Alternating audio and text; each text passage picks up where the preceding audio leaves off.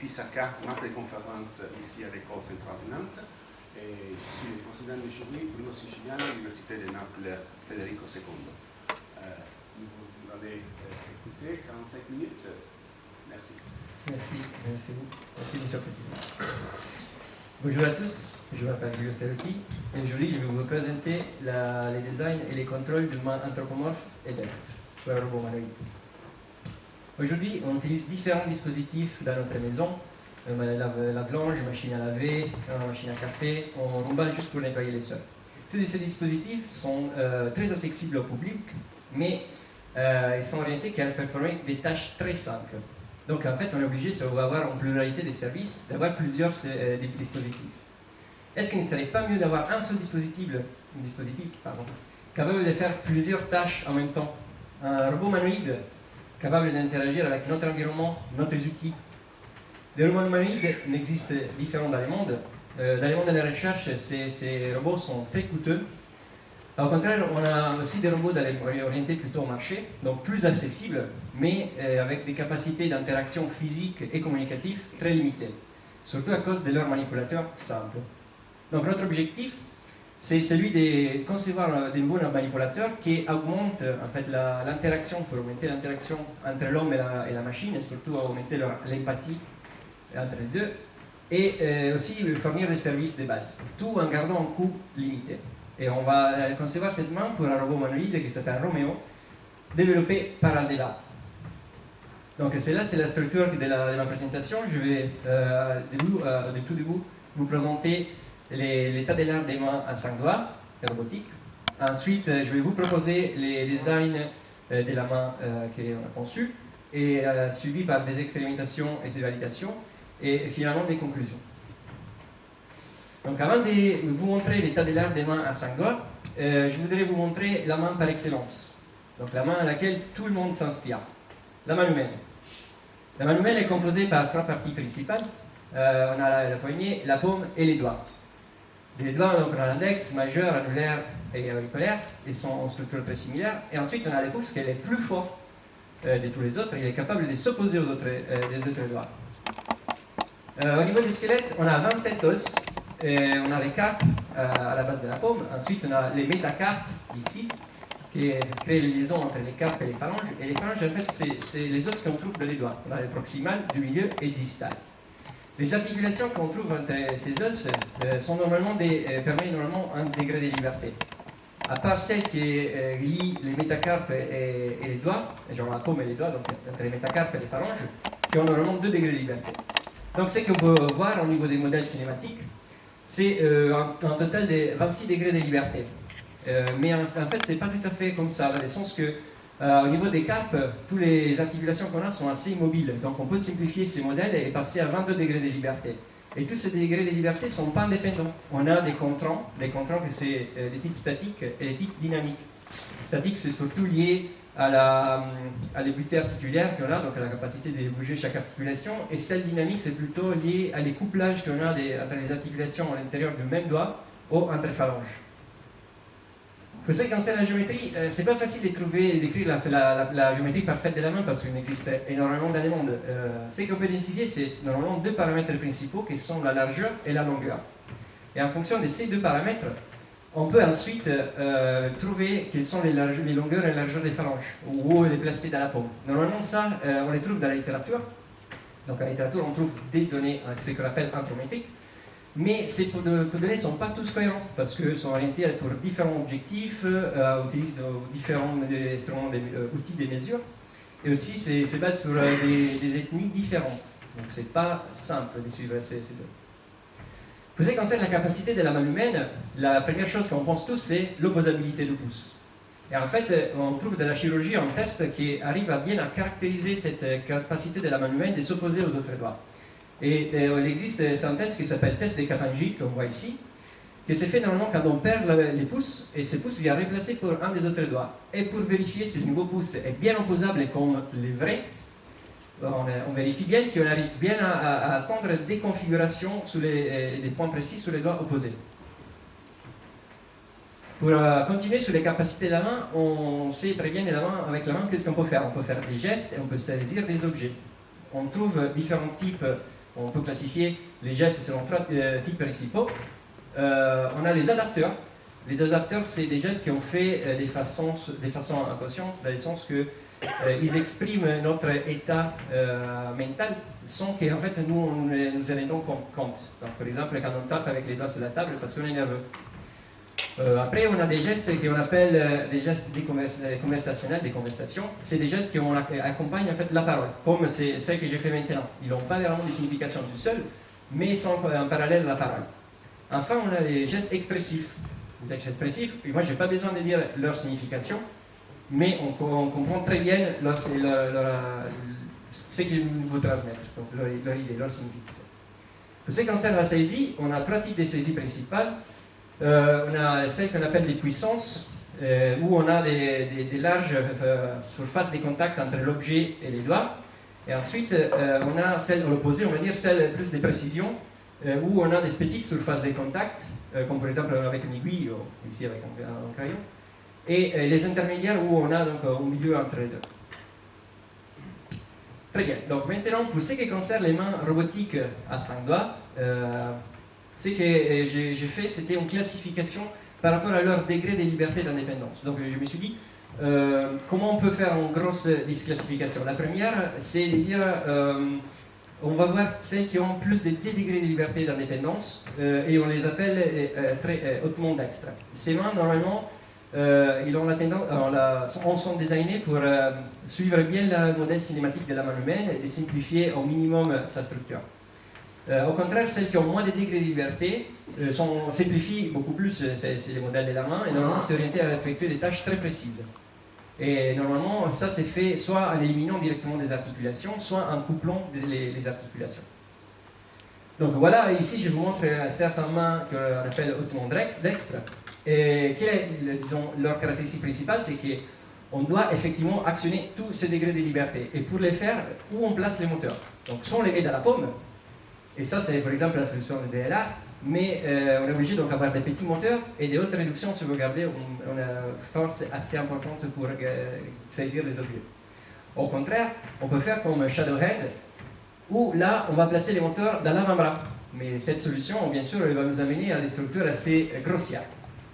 Pour ce qui concerne les mains à basse donc à mobilité réduite, celles-là sont plus petites, elles sont plus compactes, sont plus légères, parce que bien sûr, donc, on a besoin de moins des moteurs, moins d'actionneurs, moins de degrés de liberté. Normalement, celles-là sont caractérisées d'un découplage qu'on peut caractériser comme des couplages fixes ou des couplages relaxés. Les couplages fixes, comme pour la main des chats, par exemple, c'est des couplages qui permettent de savoir à chaque instant quelle est la configuration de notre doigt par rapport à la position de l'actionneur. Et par contre, avec ce type de couplage, on est obligé d'utiliser des algorithmes de contrôle de saisie assez complexes. Au contraire, ce qu'on appelle les mains avec des couplages relaxés, comme la Pizza Hand ou celle de Gosselin, sont des mains qui sont bien designées au niveau mécanique et qui permettent de s'adapter à la forme des objets juste avec un cœur actionneur. Et donc ces types de couplages qu'on appelle relaxés ne permettent pas de savoir la configuration des doigts en fonction de l'actionneur en présence des forces extérieures, mais par contre, elle permet de faire une saisie simple avec des algorithmes très simples. Hors de cette classification, on retrouve des mains qu'on appelle hybrides. Ces mains sont caractérisées par plusieurs systèmes d'actionnement qui actionnent un ensemble d'articulations, les mêmes ensembles d'articulations. Pourquoi ça? Parce qu'en fait, en coordinant ces systèmes d'actionnement de façon différente, on est capable d'échanger la cinématique des doigts et donc d'effectuer des tâches différentes par rapport à leur actionnement. Un exemple, c'est la main de Roboret qui est capable, avec un système d'actionnement, de faire de la saisie et avec l'autre de faire de la manipulation fine. Donc, pour ce qui concerne les mains à haute dextérité, ces mains-là sont très coûteuses. On se retrouve normalement dans un intervalle de 40 000, 130 000 euros et sont aussi très lourdes. Normalement, on est toujours plus de 600 grammes. Pour ce qui concerne les mains à basse dextérité, on a celles qui ont au moins de 6 degrés de liberté, qui ne sont pas anthropomorphes. Ils n'ont pas une suffisante capacité d'effectuer des gestes et normalement leur pouce est bien positionné. Et il est mal positionné et normalement il ne s'oppose pas très bien aux autres doigts. Par contre, celles qui ont plus de 6 degrés de liberté, normalement, soit ils pèsent plus de 600 grammes, soit ils utilisent des hautes de réduction. Et ces hautes de réduction, ils amènent à quoi? À avoir difficulté de senser les forces extérieures par rapport aux courants des moteurs, d'être réversible et d'avoir des vitesses assez importantes au niveau des doigts. Donc le design de la main qu'on va proposer, c'est une main qui est premièrement anthropomorphe, donc ça veut dire qu'on va respecter bien la taille et les proportions de la main humaine, et c'est là, je vous montrerai, on le fera en faisant une bonne conception des modèles cinématiques de la main. Ensuite, c'est une main qui doit être capable d'effectuer des gestes et de saisir des objets avec un design hybride, mais au niveau mécanique, et enfin, ça doit être sûr, donc facile, sûr de l'interaction entre l'homme et la machine. En plus, cette main va respecter des autres contrôles qui sont donnés par des barons, comme des contrôles des poids, donc elle doit peser moins de 600 grammes, elle doit être réversible, elle doit être embarquée et pas trop coûteuse. Elle doit aussi s'ouvrir et se fermer en moins d'un seconde, et des autres choses. Comme premier objectif, en plus, c'est celui d'effectuer des gestes. C'est 70% de notre cahier des charges. Ces gestes sont par exemple compter jusqu'à 5, c'est pointer, c'est faire OK, et autre chose. Par contre, et on a aussi des autres fonctionnalités comme saisir des objets, et ces objets sont des objets petits comme un crayon, comme un smartphone, une petite bouteille d'eau, et jusqu'au poids d'une canette de coca, que c'est l'objet plus lourd qu'on ait spécialisé. Très bien, donc maintenant, je vais vous montrer quel est le design cinématique et géométrique de la main, ensuite son design mécanique et son contrôle. Pour ce qui concerne les modèles cinématiques, qu'est-ce qu'on a fait? On est parti du modèle cinématique de la main humaine et on s'est dit, ok, on a juste 1 degré de liberté, toutes les articulations sont couplées. Et là, de façon itérative, on considère chaque fois un nouveau geste qu'on a à faire et on vérifie si on peut l'attendre. Si on ne peut pas, on ajoute 1 degré de liberté.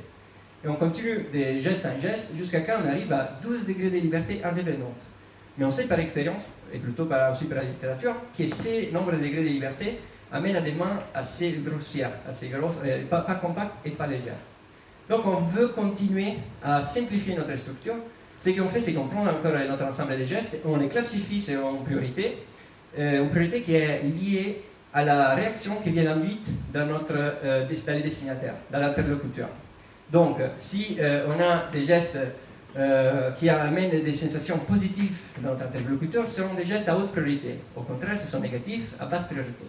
Et toutes les articulations qui sont plus utilisées dans les gestes à basse priorité, on les élimine. Donc en fait, on arrive finalement à avoir une structure à 7 degrés de liberté indépendante, 1 pour chaque doigt et 3 pour les pouces. Pour ce qui concerne la géométrie, qu'est-ce qu'on fait? On prend des données qu'on trouve dans la littérature, des données anthropométriques, comme point de référence. Comme par exemple, ce tableau ici, c'est le tableau qu'on utilise pour déterminer la longueur des phalanges en fonction de la longueur de la main. Et pour les largeurs, on utilise au contraire ces deux équations qui définissent la limite basse et haute de la largeur des phalanges. Et après, on trouve quelle est la meilleure solution pour une faisabilité mécanique. Et dans notre cas, on dit, ok, déjà on fait une petite simplification, on dit que l'index et l'annulaire ont la même structure pour une modalité, sur simplicité mécanique. Ensuite, on s'est dit, ok, la largeur des phalanges, on l'a choisi tous les mêmes, et équivalente à la limite plus haute de ces deux équations. Et la longueur des phalanges distales, on l'allonge de 50% par rapport à ces tableaux. Pourquoi? Parce que ces tableaux, c'est lié aux os et ne tient pas en considération la partie la partie souple des bouts de doigts. Pour ce qui concerne les placements, on utilise une heuristique, une méthode heuristique selon laquelle on voit, en prenant la main humaine, que si on prend un cercle centré à la base du doigt majeur et des rayons équivalents à la longueur des doigts majeurs, et on ouvre les doigts, on va voir que tous les bouts des doigts tombent sur ce cercle. Donc très bien, on a la longueur des doigts, on utilise cette méthode, on trouve donc en changeant l'angle d'ouverture les placements de ces doigts sur les plans X, Y. Et sur les plans Z, qu'est-ce qu'on fait? On considère que que les bouts des doigts tombent tous sur le même plan quand ils sont pliés. Et donc là, on trouve les placements de l'axe Z qui effectivement amène en forme d'arc typique de la main humaine. Et finalement, puisqu'on a des doigts qui ont un seul degré de liberté, donc pas ces mouvements d'abduction-abduction, on doit choisir un angle d'ouverture. Et cet angle d'ouverture, on les choisit de façon pour garder la caractéristique de la main humaine de converger vers le centre de la paume quand on ferme la main. Et ça, c'est très important pour la saisie. Donc, enfin, les placements de pouces. Comment on place les pouces? Les pouces, on les place en suivant 4 critères principaux, que c'est les critères de dextérité, d'opposabilité, enfin de faisabilité mécanique et d'esthétique. Et c'est là on les fait à travers un process cyclique où donc on vérifie la dextérité à travers un test qui est le test de Capaggi, qu'on reformule, à travers un index d'opposabilité, que je vais vous montrer tout à l'heure, et ensuite un procès de validation, on vérifie si c'est mécaniquement faisable et esthétiquement valable. Je vais vous montrer après l'algorithme où en fait on a l'ensemble des candidats, on les teste et on les valide. Donc, quel est le premier test? C'est les tests des Capaggi reformulés. Donc ça, on sélectionne 8 configurations qui sont des configurations à la base des doigts et au bout des doigts. Et enfin, on formule les problèmes comme une minimisation de la distance entre le bout des pouces et cette configuration désirée sous les doigts opposés. Et en plus, on met 7 problèmes sur des contraintes où on veut éviter l'intersection entre les doigts, donc on ne veut pas que les pouces rentrent dans les doigts, et en même temps aussi des mimiques biologiques, dans le sens qu'on veut imiter effectivement comment l'homme lui-même arrive à atteindre ces points sur les doigts opposés. Et on vérifie effectivement que normalement on atteint ces points avec ces huitièmes de sphère de pouce. Donc on limite notre solution dans cette huitième de sphère. Pour ce qui concerne l'indice d'opposabilité, on va donc échantillonner notre espace cartésien et on va explorer l'espace de travail du bout des pouces, on voit bien ici, et aussi des points d'intérêt sur les doigts opposés que l'on avait bien sélectionnés dans les tests des Capaggi. Et ensuite, on va vérifier leur intersection. Et ici, on compute donc la déviation standard relative pour voir à la fin obtenir si cette intersection est assez équilibrée. Donc cela, c'est l'algorithme qu'on utilise pour la sélection de la base de pouce. On part dans notre ensemble dans un intervalle de la recherche. Là, on extrait un échantillon, on vérifie si on a bien complété la recherche. Si on n'a pas complété, on fait les tests de Capaggi. Si on les passe, on passe à la computation de l'indice d'opposabilité et de la déviation standard relative. Si on vérifie qu'effectivement le pouce il arrive à être assez équilibré dans l'interaction avec les doigts opposés, on sauvegarde notre échantillon, donc notre base de pouce. Sinon, on continue notre boucle. Jusqu'à quand on a complété la recherche entre notre échantillon et on passe à valider, à trouver quel est les candidats avec l'indice d'opposabilité les plus hauts. Et là, on va valider notre solution si cette solution elle est mécaniquement faisable et esthétiquement valable. Et voilà, et donc on obtient notre résultat. Sinon, on va redéfinir notre intervalle de recherche et on recommence notre algorithme. Donc voilà, ça c'est la structure cinématique et géométrique de notre main une fois qu'on a trouvé notre placement des pouces optimal. Maintenant, ça termine la partie des conceptions cinématiques et géométriques. Et maintenant, je vous parle de comment on a fait les designs mécaniques. Alors, comme je vous disais, notre main se base sur un design mécanique hybride. Donc on décide d'utiliser 2 systèmes d'actionnement. Le premier, on l'appelle e-motion. Pourquoi? Parce que ce système nous permet d'effectuer en même temps des émotions, donc partie e-motion, et des mouvements, partie motion. Donc c'est un jeu de mots e-motion. Pour le deuxième cas, on a les systèmes d'actionnement qui c'est juste orienté à faire de la saisie en s'adaptant à la forme des objets. Et c'est là qu'on appelle des grasps. Pourquoi on a besoin de 2 systèmes d'actionnement? Parce qu'on s'est posé comme objectif celui de faire des gestes. Comment on fait ces gestes? On doit actionner les 7 degrés de liberté indépendante. Très bien. On place donc les moteurs, les actionneurs dans la paume. Donc on a besoin des moteurs petits. On veut en basse réduction pour avoir des mouvements vite, pour estimer les forces extérieures avec les courants moteurs et avoir de la haute réversibilité. Très bien. Mais donc ça veut dire qu'on n'est pas capable de saisir des objets lourds. C'est pour ça qu'on va mettre donc en parallèle un deuxième système d'actionnement qui est basé sur un gros moteur qu'on place dans l'avant-bras et qui, grâce à des systèmes différentiels dans la paume et dans les doigts, il nous permet d'avoir la saisie des objets qu'on désire. Pour ce qui concerne donc le système d'actionnement qu'on appelle e-motion, comment c'est fait? On a notre système de transmission qui est basé sur des systèmes à 4 barres, comme on voit ici, qui sont contraints au niveau géométrique. Donc cette barre-là, en fait, la barre L4, correspond exactement à la longueur de la phalange. Ensuite, on a la barre L1 et L3 qui sont équivalentes et il doit être pas très longue pour ne pas dépasser la hauteur de la phalange et pas très petite pour ne pas rentrer en collision avec la barre L4 pendant les mouvements entre 0 et 90 degrés. Et le reste, les paramètres restants, c'est l'angle entre L1 et la phalange précédente et L3 et la phalange suivante, et aussi la barre L2 sont choisis de façon d'avoir la correspondance entre l'angle en entrée θ1 et l'angle en sortie θout, on va dire, θin et θout, des angles équivalents à 0 et à 90 degrés. Une fois donc établi notre structure géométrique, on va créer des modèles. Ces modèles se basent surtout sur des considérations trigonométriques classiques. Ensuite, on fait les modèles cinématiques de premier et deuxième ordre, et aussi les modèles dynamiques inverses, qui se basent sur l'algorithme des Newton-Euler, et aussi sur la boucle cinématique fermée, qui nous permet en fait d'obtenir les couples actifs en fonction des couples passifs. Voilà donc la structure résultante qu'on a pour chaque doigt. On a sur chaque doigt une mise en série des deux mécanismes à 4 barres. Et pour les pouces, on a 2 degrés de liberté indépendants plus les mécanismes à 4 barres. Et ici, je vous montre aussi quel est le couplage non linéaire qui existe entre la première articulation à la base des doigts et la dernière. Voilà. Et pour ce qui concerne actuellement, on choisit des dimensionner les moteurs de façon d'arriver au maximum à garder le poids des doigts avec un marge de sécurité. Et comme je le disais tout à l'heure, on choisit des réductions les plus petites possibles. On garde en fait juste 8 des réductions pour les doigts et au max 18 sur la base des pouces parce qu'effectivement les pouces ça va être les plus lourds et les moteurs sont tous les mêmes. Donc ça se termine la partie Emotion. Maintenant, comment on fait les systèmes des grasps. Les systèmes de grasp, différemment donc du système Emotion, se basent sur un ensemble des câbles et poulies.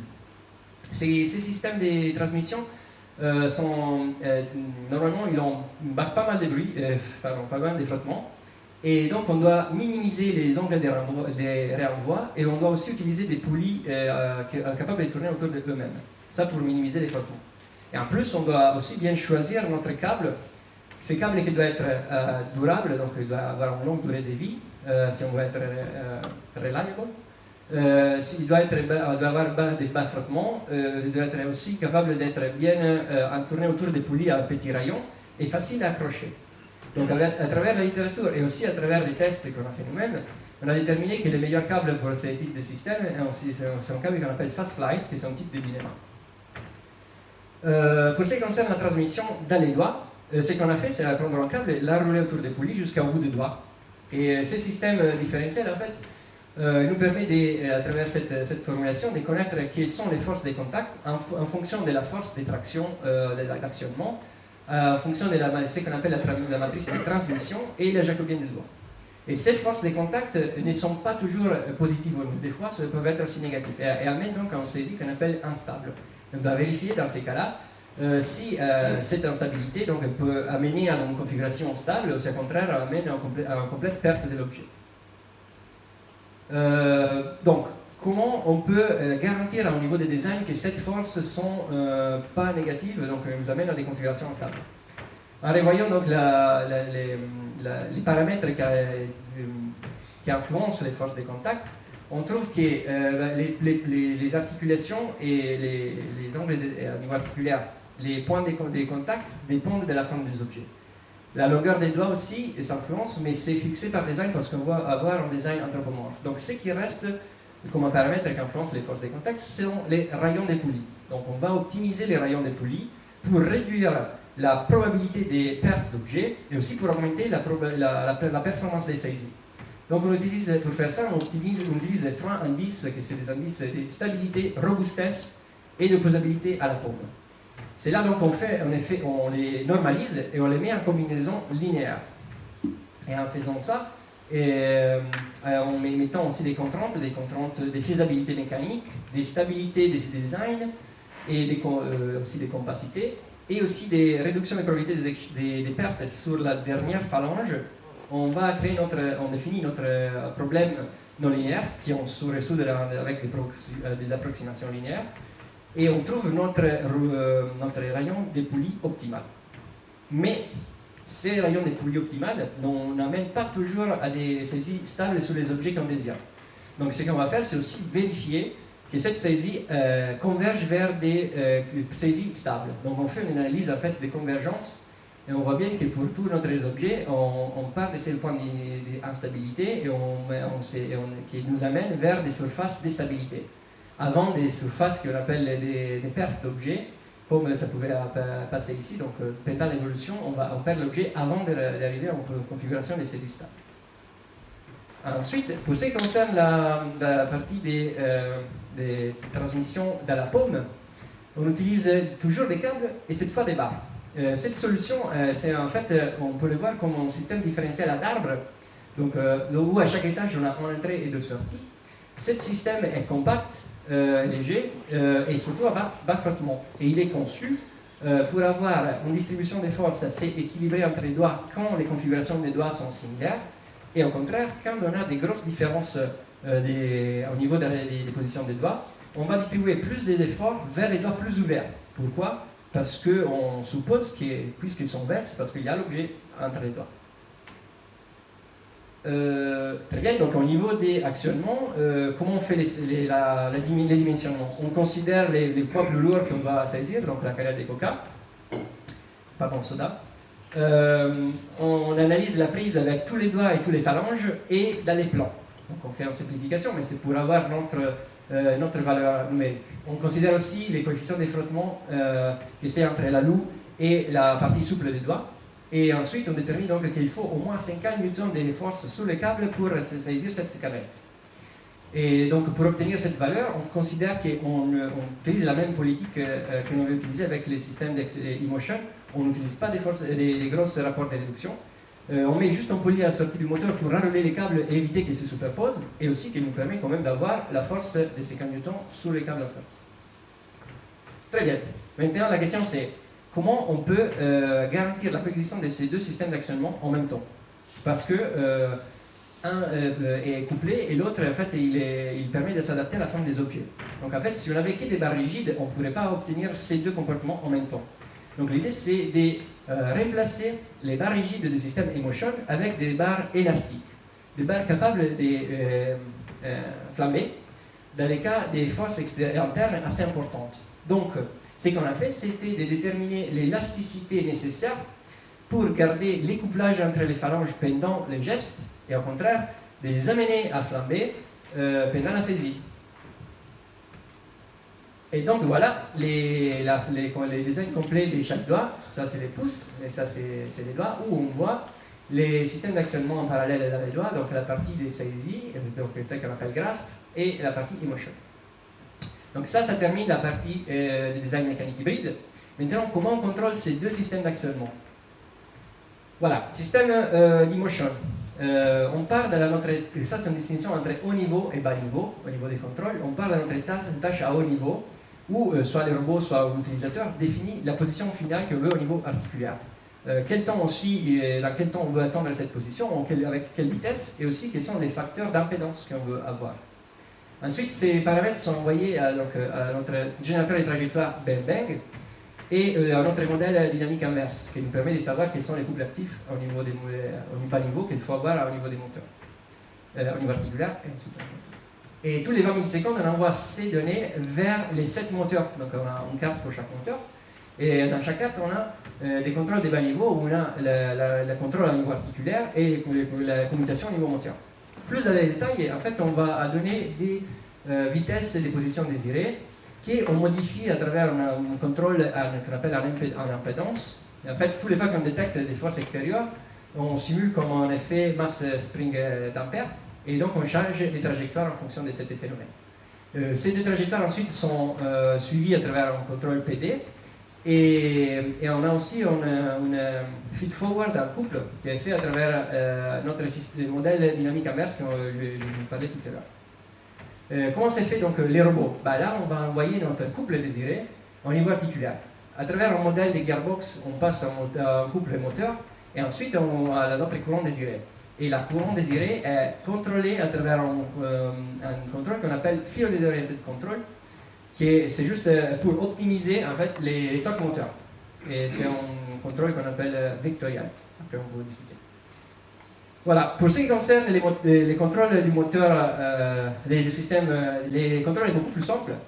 On définit notre force désirée et éventuellement dans quel temps on veut obtenir cette force. On envoie notre générateur de trajectoire toujours bang, et tous les 20 millisecondes on envoie des échantillons au bas niveau, où on a juste la communication des moteurs. En fait, si on revoit avec les fossés, grâce à les fossés, on peut avoir ces contrôles assez simples où on a la force des moteurs désirée au niveau des câbles. En connaissant les rayons des poulies, on passe à savoir quel est le couple nécessaire et donc on passe à notre courant désiré qu'on peut respecter avec ces contrôles qui en fait c'est un contrôle pays. Il y a juste une petite remarque à faire, c'est que dans ces contrôles, quand on va faire notre expériment, on a notre valeur désirée, on a notre valeur mesurée et on vérifie qu'il y a un offset et une oscillation. Quels sont ces phénomènes non linéaires qu'on voit? En fait, c'est un facteur assez commun qu'on trouve dans les moteurs brushless, qui c'est ce qu'on appelle des coupling torque, ou couple d'encochage. Donc, qu'est-ce qu'on va faire? C'est qu'on va identifier ce phénomène physique, que c'est indésiré pour nous, et on va l'anticiper dans notre contrôle pour finalement avoir une bonne correspondance entre la force désirée et la force mesurée. Voilà, donc maintenant, je vais vous présenter toute la partie structurement au niveau cinématique, design, mécanique et contrôle. Comment on valide cette main? On la valide de 3 façons principales. La première, c'est vérifier son anthropomorphisme. Ensuite, ses capacités des gestes, d'effectuer des gestes et des saisies des objets. On utilise un Graphical User Interface, un GUI ici, et on utilise aussi un GAN de données pour faire ces tests. Alors ici, on vérifie l'anthropomorphisme de la main, et ce qu'on fait, c'est effectivement vérifier que le pouce soit bien opposable et qu'il se résout bien notre test de Kaplan-G reformulé. Ensuite, on vérifie aussi s'il y a un bon suivi dans notre commande au niveau des articulaires, et donc on fait notre trajectoire, et on vérifie qu'il y a des oscillations. Ces oscillations sont dues à des gains de PD un peu faibles, et aussi, surtout, à des engrenages qui sont imprécis. Et ces phénomènes, on les retrouve aussi dans une dynamique plus importante, où quand on arrive, on attend notre butée articulaire à cause de cette différence entre position désirée et commandée, on a des sauts. Okay. Pour ce qui concerne les gestes, on vérifie bien que la main soit capable de faire tous les gestes dans notre cahier de charges, donc compter jusqu'à 5, fermer la main, mais même pointer. Ça, c'était moitié du cœur, mais on ne pouvait pas le faire précisément avec un ajustement. En fait. Et là, c'est appelé, etc. Donc, une fois fait ça, on s'est dit, qu'est-ce qu'on peut arriver à saisir? Pour saisir, pour vérifier les capacités de saisie de notre main, on a décidé d'utiliser ce qu'on appelle la taxonomie des FX. Celle-là, en fait, considère tous les types de gestes que l'humain peut utiliser pour saisir différents objets. Et comme ça, on peut caractériser effectivement la capacité des 2 systèmes d'actionnement des saisirs. Et on vérifie qu'effectivement, un système d'actionnement qui a plusieurs degrés de liberté, il est capable de faire plusieurs types de saisies. Et donc, on arrive en 90%. Par contre, c'est là ça arrive parce que nos objets sont légers, sont petits, et surtout parce qu'on a un retour visuel grâce auquel on peut faire notre saisie, comme on peut voir ici. Par contre, dans la réalité, ça ne passera pas parce qu'on n'a pas la possibilité d'avoir des contrôles complexes, on n'a pas des capteurs, et donc l'idée c'est qu'on utilise notre système d'actionnement des graspes pour faire la saisie. On obtient moins de ces types de graspes, mais on est bien capable d'amener l'objet vers la paume, comme on peut voir ici. On part en utilisant le système InMotion, et on active notre système grasp et on amène les objets vers la paume. Et en plus, on est capable de saisir les objets en s'adaptant à leur forme. Ici, on voit bien qu'on part avec les InMotion et on a encore les couplages, et ensuite on active le système de grasp et on s'adapte bien à la forme des objets pour la bien saisir. Et en plus, les systèmes, ces systèmes ils amènent à une garantie de saisir tous les objets désirés et arriver jusqu'au point de la canette de soda. Donc, pour résumer, au niveau des spécifications mécaniques, cette main attend tous les objectifs. On n'a pas discuté par contre au niveau des coûts, comment on les plaçait. En fait, les prototypes que vous voyez ici, ça coûte environ 8 000 €. C'est pas mal, mais c'est un prototype. Et en fait, grâce à l'expérience d'Aldebaran, Et en considérant que beaucoup de pièces peuvent être faites en plastique, on peut réduire ces coûts jusqu'à 250 €. Et donc on est bien dans un cas où on a contenu les prix bas. Pour ce qui concerne au niveau fonctionnel, la main, on a bien vérifié qu'elle est capable de faire tous les gestes à haute et moyenne priorité. Celle à basse priorité, on l'avait exclu déjà au niveau des designs cinématiques. Pour ce qui concerne la saisie, on avait bien à saisir tous les objets qu'on a été censé de saisir. On n'a pas pu tester des saisies, des fonctionnalités qui nécessitent les déplacements de la main. Donc en conclusion, pour conclure, aujourd'hui je vais vous présenter un modèle cinématique de la main orienté à effectuer des gestes et aussi une méthode numérique capable d'amener en main anthropomorphe.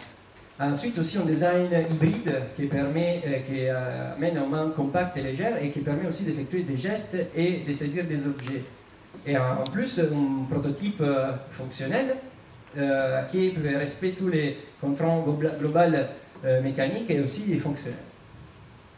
Quelles sont les perspectives de ce travail? C'est que au niveau du modèle de la main, on pourrait par exemple simplifier les pouces et passer des 3 à 2 degrés de liberté. On doit assurément ajouter une poignée à 3 degrés de liberté et éventuellement mettre aussi des abductions au niveau des doigts passifs.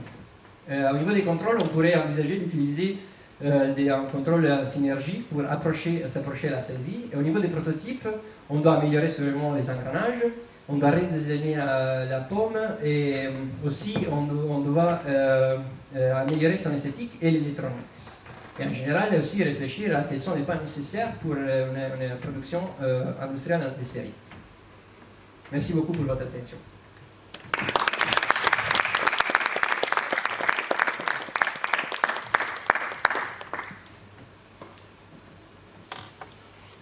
Merci Giulio. On va commencer la discussion, question and answer. Et je propose de commencer avec les deux rapporteurs. Oui, donc Véronique, tu commences. Merci Monsieur le Président. Merci à vos encadrants de m'avoir invité. C'est toujours avec plaisir que je viens à l'IRSIN.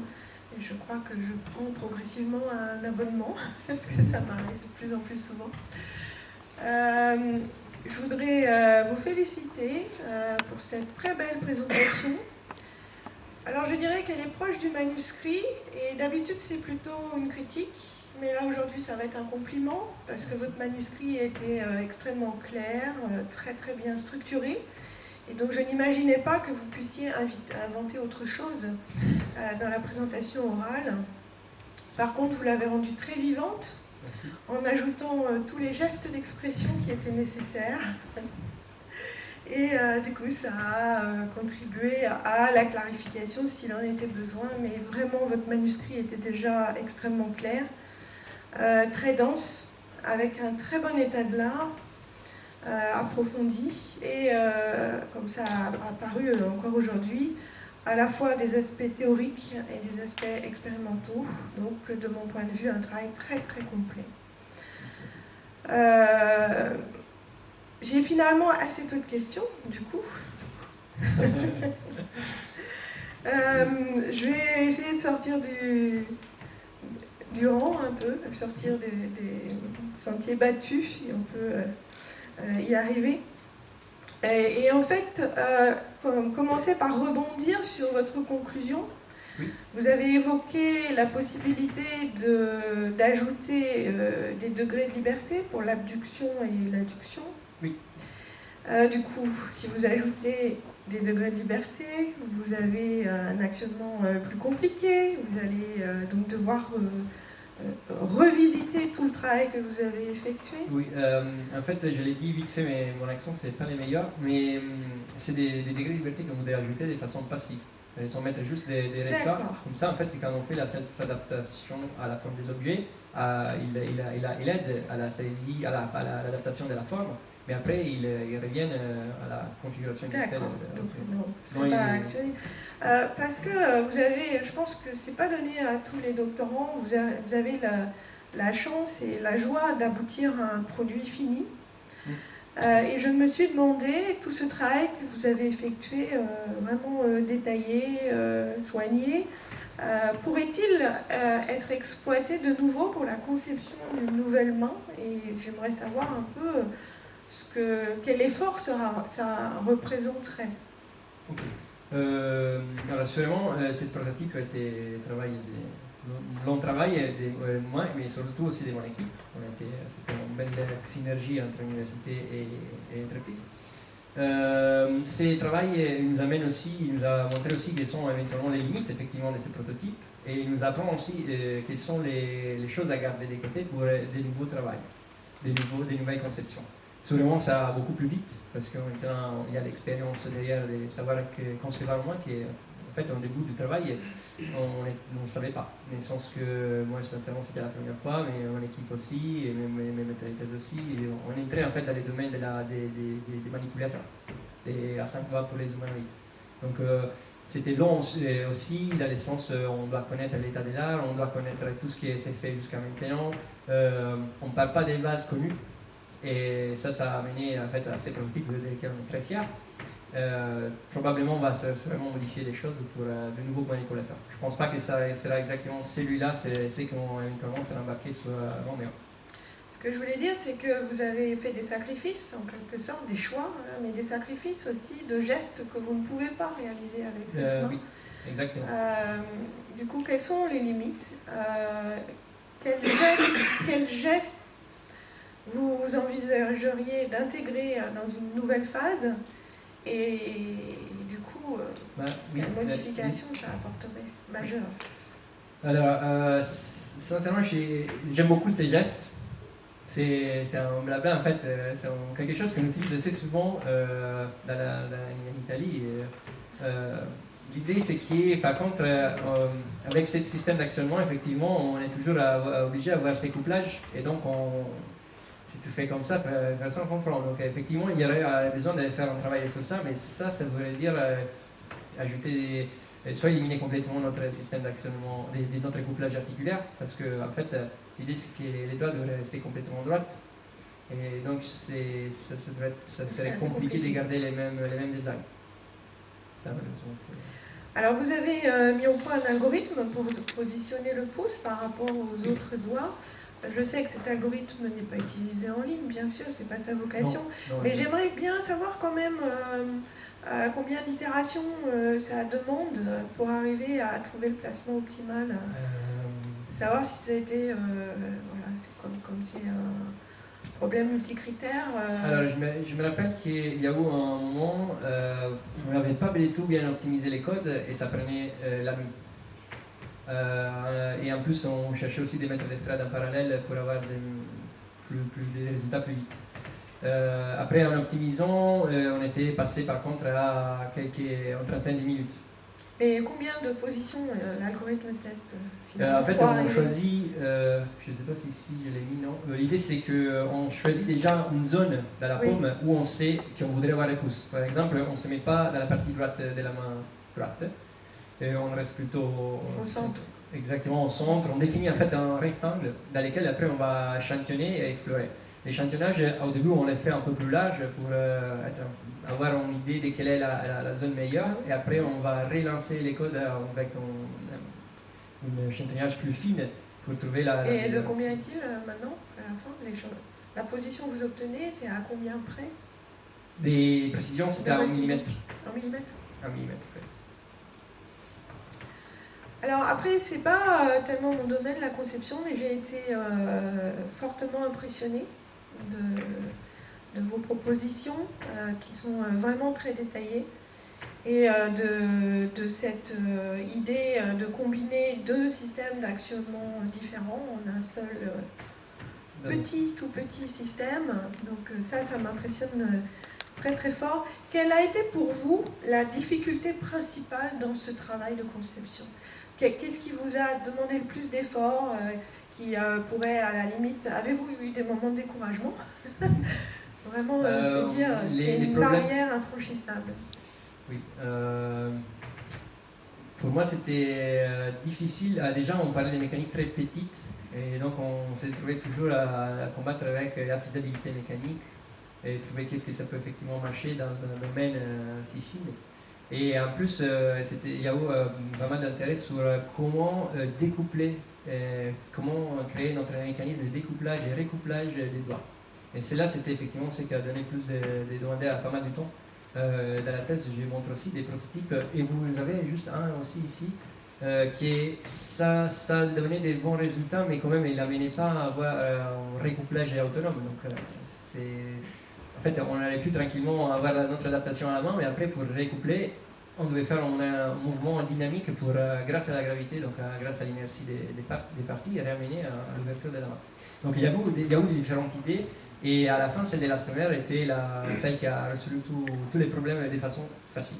Et en fait, ça, c'est pas facile. Normalement, dans la conception mécanique, trouver la solution facile qui permet d'avoir les meilleures performances. Normalement, tu réfléchis et tu vas compliquer toujours plus. Mais du coup, cette solution facile a consisté à remplacer les barres rigides par des barres élastiques. Qui est dit comme ça semblait très simple, mais en fait, non, au début. Mais du coup, ça a ajouté de la compliance à la main. Est-ce que ça a posé un problème après pour la saisie de l'objet le plus lourd? Alors, non, pour la saisie, non, au contraire, il nous a aidé. Par contre, parce qu'en fait, c'était designé aussi pourquoi choisir des barres qui flambent, parce que comme ça, la force qui s'oppose à l'actionnement, ça devient constant. C'est plus comme un ressort qu'en fait, plus il y a une différence par rapport à la position d'équilibre et plus il y a une force. Là, grâce au flammement, en fait, la force, ça devient constante, même si l'articulation bouge de beaucoup, on va dire, par rapport à la position d'équilibre. Donc ça a aidé, et dans le sens que différemment tous les systèmes basés sur des ressorts, tout perd moins des forces d'actionnement. Ça, c'est une propriété, je n'ai pas eu l'impression que vous mettiez en valeur. Je ne l'ai pas vu passer dans votre manuscrit. Je pense que c'est dommage. Ça a l'air une propriété particulièrement intéressante. L'idée, c'est en fait, j'ai mis un peu en avance l'idée de sauvegarder de l'énergie, mais dans le sens effectivement de ne pas jouer toujours contre les actionnants pendant l'adaptation à l'objet. En fait, grâce à ces flammements, on s'arrête. On arrive à une force constante de position, et une fois qu'elle est flambée là-bas, elle est flambée là-bas. Après, c'est pas si parfait comme dans les théories, dans le sens qu'une fois qu'elle flambe, si un flambeau elle touche les parois des doigts, ça ajoute quand même en force. Mais si c'était vraiment tout l'espace parfait des flambées, ça a été exactement comme ça. Alors après, je voudrais parler du contrôle, là, qui est un peu plus mon domaine, mais je risque de voler des questions à Bruno Siciliano. Donc je vais peut-être pas m'attarder non plus tellement, mais quand même, je suis un peu surprise que vous ayez mis au point un contrôle en impédance sur la main eMotion qui est hors contact, alors qu'il n'y a pas de contrôle en impédance pour la main Grasp qui est en contact. Oui, je comprends. Alors l'idée principale, c'est que pendant notre mouvement qu'on appelle des chorégraphies, genre juste des danses ou effectuer des gestes d'interaction avec l'homme, on veut que si des gens se mettent devant, se mettent à jouer avec la main, on est sûr. On n'arrive jamais à faire du mal. Donc ça, c'est un objectif secondaire, c'est-à-dire que finalement la commande en impédance, c'est pas pour la réalisation du geste. Non, c'est pas pour la réalisation des gestes, mais dès qu'il y a des contacts extérieurs, qui en fait on ne désire pas parce qu'on est en train de faire des gestes, on ne va pas endommager ni la machine ni la personne. Et ça, pour moi, c'était pas clair. Ok. Voilà, ça, j'ai pas compris cet objectif-là. Et au contraire, pour la saisie, là, on est sûr qu'on est en train de saisir, soit à l'état visuel, soit parce qu'on détecte bien les contacts grâce au moteur et on voit qu'il y a une certaine forme d'objet dans les doigts. Et là, on dit, ok, on saisit. Et là, il y a une limite en courant. Et si vous voulez essayer après, on met ma main dedans.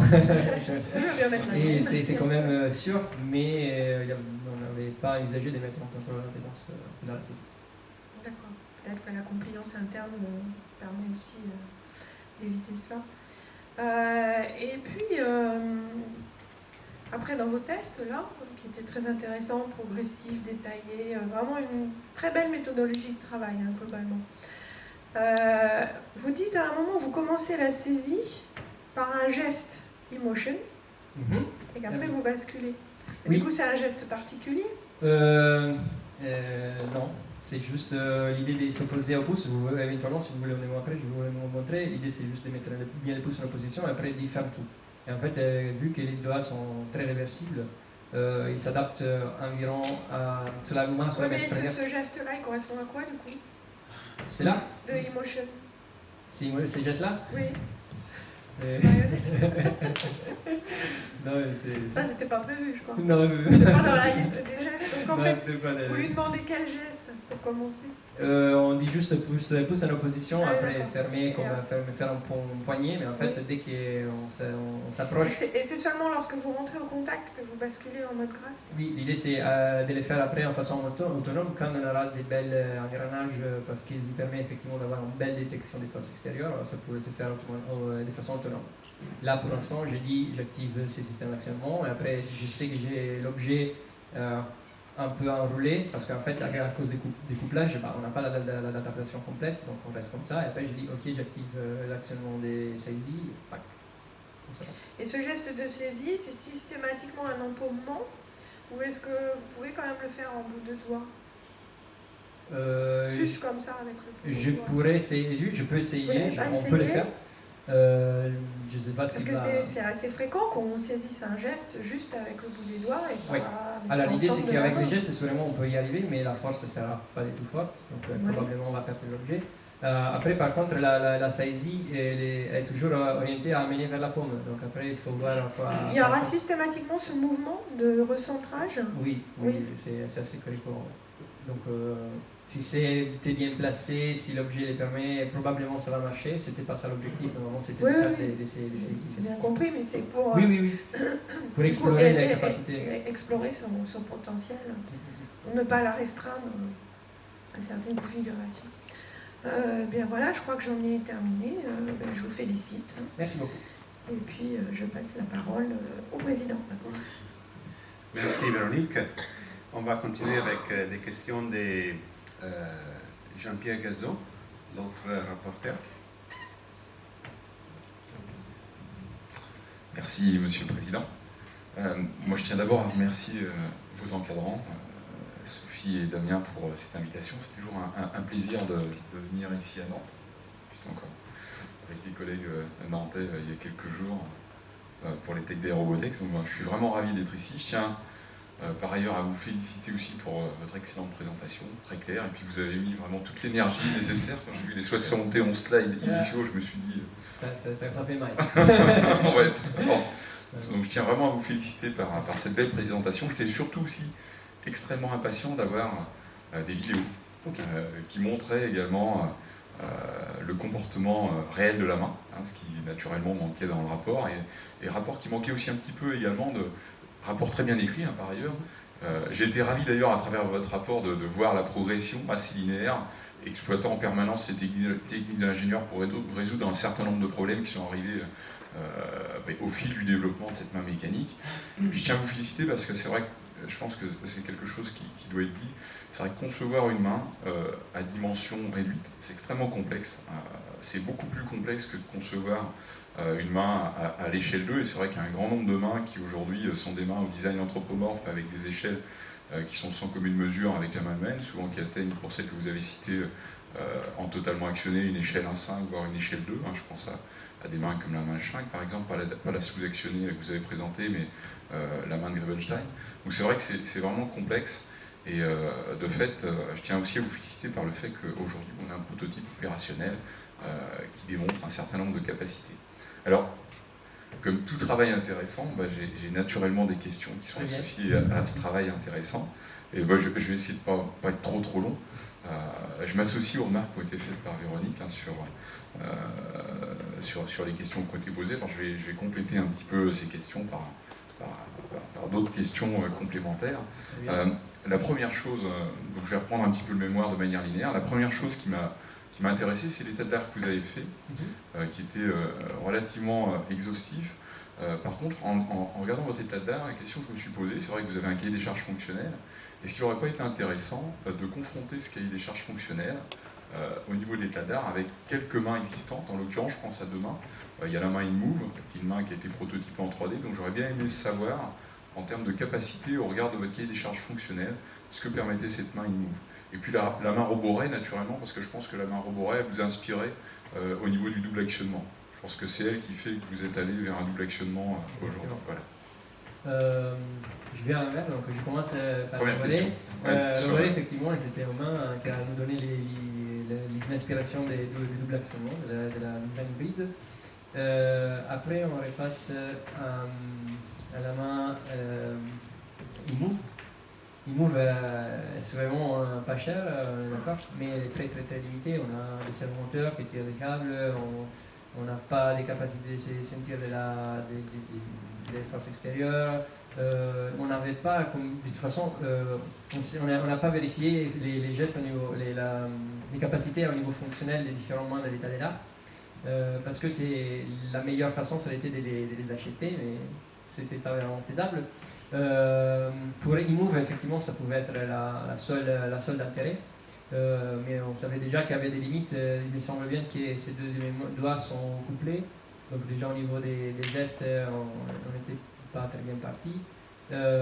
Et après, on n'avait pas l'adaptation aussi. Non, l'adaptation, peut-être non là. Non, on n'a pas. Ouais, je pense que ce qui aurait pu être évalué sans acquérir la main in-move, c'est la cinématique. Oui, oui. Et de fait, l'évaluation de la cinématique de la main in-move aurait pu aussi vous amener un certain nombre de réflexions par rapport aux gestures que vous souhaitiez réaliser. Est-ce que la main in-move permet ces gestuels et éventuellement ces configurations de saisie d'objets? Alors, un in-move, je n'ai pas trop donné effectivement beaucoup d'importance, peut-être c'est ma faute. L'état de l'art des Semana Sangha est immense, c'est vraiment beaucoup. Et ce que je vais préférer faire, c'était plutôt comprendre quels sont les choix que chaque designer de main fait pour avoir certaines capacités. Donc ce que j'avais fait, c'était une analyse de la cinématique de bon nombre des mains à Sangha. Et dans les rapports, c'est mis en évidence, j'ai mis des modèles cinématiques à côté de chaque main pour comprendre pourquoi, par exemple, on avait la tendance à coupler toutes les articulations dans certains cas, et dans des autres, on est gardé, par exemple, juste les dernières deux. Des fois, c'était juste pour des choix des similitudes à l'homme. Dans d'autres cas, c'était effectivement des raisons on veut juste saisir. Si on veut juste saisir, on coupe toutes les articulations. Et aussi au niveau des pouces, c'était intéressant, on voit la Shadowhand avec 5 degrés de liberté, c'est vraiment les pouces plus articulés, plus dextres. Et à la fin, on s'est posé la question, mais est-ce que ça nous sert? Est-ce que ça nous amène quelque chose de plus, avoir autant de degrés de liberté? Et on voyait en fait, il y a une petite évolution de plus de degrés de liberté vers le moins, et on voyait qu'il était déjà un peu les étapes de simplification. Et on s'est bien placé où on voulait. Mais effectivement, in-move, je ne vais pas trop regarder. Ouais, très simple en fait. Et je pense que c'est une question qui se pose naturellement, parce que c'est vrai que votre main conçue aujourd'hui, c'est clairement une main, si on regarde l'état de l'art que vous avez proposé, qui est en concurrence en fait avec ce type de main, pour un petit robot humanoïde en termes de dimension. Donc, ça coûte un peu plus cher des moves. J'ai vu 350 €, je pense que c'était sans actionnement. Ah oui, c'est ce que vous avez mis dans votre mémoire. C'est pour ça que ah oui, voilà, donc c'était une question, je pense qu'on peut être amené à vous poser par la suite. Alors peut-être que ça peut être intéressant de le faire maintenant, ce travail-là, c'est-à-dire comparer du point de vue cinématique les potentialités de votre main avec ce type de main, dans la mesure où je pense que vous êtes sur le même segment de fonctionnalité. Là, c'était une petite remarque. Naturellement, un élément important dans le design des mains, c'est l'implantation des doigts et l'optimisation cinématique. Alors, c'était très intéressant le fait d'avoir ramené effectivement à une implémentation circulaire, plane des doigts en flexion pour pouvoir faire le placement avec le test de Kaplan-J. La question que je me suis posée, première question par rapport à ce test de Kaplan-J qui permet d'évaluer les mouvements d'opposabilité naturelle et donc de fait une forme d'anthropomorphisme et puis certaines capacités en dextérité, c'est comment est-ce que vous avez pris en compte le paramétrage du couplage? J'ai cru comprendre qu'il était fixe et naturellement ça va directement impacter la capacité de chacun de vos doigts à décrire un espace de travail donné. Comment vous avez paramétré le couplage au sein de cet algorithme, au sein de ce test de Kaplan-J? Oui, au tout début, on a considéré des couplages 1-1. On s'est pas trop posé la question, on sait qu'on veut les coupler, mais on ne sait pas encore comment, parce qu'on n'a pas encore un prototype, on ne sait pas comment on va développer toute la transmission. C'était encore l'étape, on va faire un modèle, donc on n'avait pas encore des idées de comment réaliser en concret. Et ensuite, c'était une évolution. Vous voyez aussi dans les mémoires, au début on considérait plusieurs configurations aussi, parce qu'un résultat esthétique assez cohérent. Et dès qu'on a commencé à choisir notre système de transmission, on a appliqué exactement les couplages qu'on avait. On a reformulé, on a relancé l'optimisation du pouce en considérant les couplages réels. Et donc là, on s'est rendu compte que si on regardait toutes les configurations initiales, on a mené les pouces très hauts.